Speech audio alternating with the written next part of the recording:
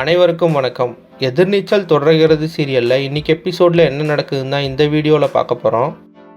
நந்தினியும் ரேணுகாவும் ஜனனிக்கு சாப்பாடு எடுக்க வீட்டுக்கு வராங்க. அப்போ கோயிலுக்கு போகிறேன்னு பொய் சொல்லிட்டு போனதுனால அறிவுக்கரசி பிரசாதம் எங்கன்னு கேட்குறாங்க.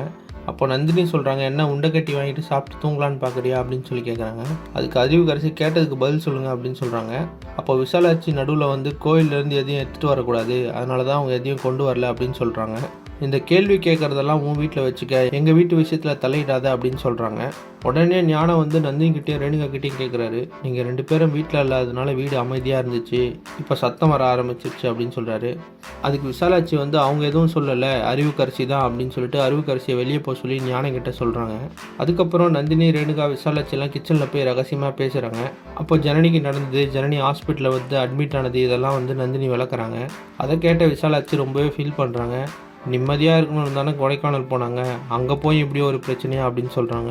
அதுக்கு நந்தினி சொல்கிறாங்க, நீங்கள் தைரியமாக இருங்க, நாங்கள் 2 பேரும் ஈஸ்வரி அக்கா ஜனனின்னு மொத்தமாக 4 பேரும் நாளைக்கு ஒன்றா வருவோம் இந்த வீட்டுக்கு அப்படின்னு சொல்கிறாங்க. வாழ்க்கையை புதுசாக பார்க்க போகிறோம், நம்பிக்கையோட புது வாழ்க்கையை தொடங்க போகிறோம் அப்படின்னு சொல்கிறாங்க. அதே சமயத்தில் ஹாஸ்பிட்டலில் இருக்க ஜனனி கண்ணு முழிச்சிட்டாங்க.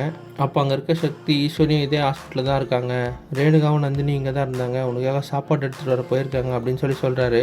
அதுக்கு ஜனனி, எனக்கு எதுவும் வேணாம், நான் அப்படியே நடந்து போய் ஈஸ்வரி அக்கா பார்த்துட்டு வரவா அப்படின்னு சொல்லி கேட்குறாங்க. அதுக்கு கூடவே இருக்க தர்ஷன் சொல்கிறாரு, இன்னும் ஒரு நாள் வெயிட் பண்ணுங்கள், நாளைக்கு அம்மாவை பார்த்துடலாம் சித்தி அப்படின்னு சொல்கிறாரு. இப்போ என்ன கேள்வினா, ஆதி குணசேகரனுக்கு ஈஸ்வரி குணமாயிட்டு வரதும் அதே ஹாஸ்பிட்டலில் ஜனனி இருக்கிறதும் தெரிய வருமா? அப்படி தெரிய வந்தால் என்ன நடக்க போகுது அப்படின்றத அடுத்தடுத்த எபிசோடில் பார்க்கலாம். இந்த மாதிரி எதிர்நீச்சல் தொடர்கிறது சீரியல் அப்டேட்ஸ்க்கு நம்ம சேனலை சப்ஸ்கிரைப் பண்ணுங்கள், ஃப்ரெண்ட்ஸ் அண்ட் ஃபேமிலிக்கு ஷேர் பண்ணுங்கள். நன்றி.